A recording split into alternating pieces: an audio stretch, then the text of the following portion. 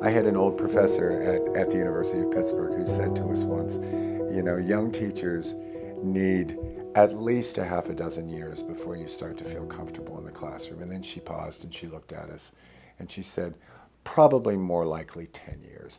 And I thought that that sounded like an awfully long period of time. But when I really started teaching full time, then I realized that what she was saying was absolutely true.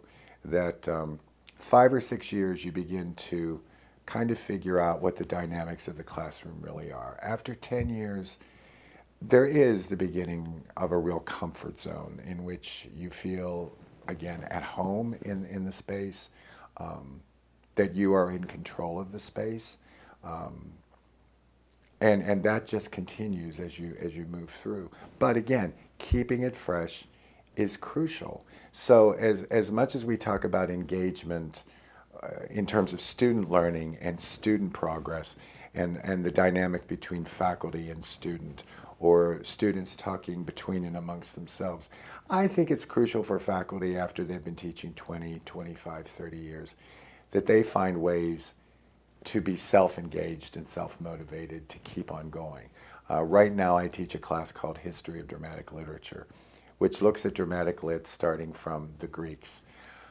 Well, Sophocles and Oedipus Rex don't change, whether I'm teaching it tomorrow or whether I taught it 15 years ago. The play is the same. The history of the Greek city-state is pretty much the same. So what do I do to keep it alive and new and fresh for me? Well, I read, I figure out ways by talking to colleagues of different places and different sources where I can find additional information. If you don't do that, I think teachers run the risk of becoming static and bored in what they're doing. And as a result, you know, quite honestly, September is a great time for me every single year because I think new beginning, new group of students, new ways to hopefully get it really right this time. And so it's a principle that I think about all the time as I move from quarter to quarter.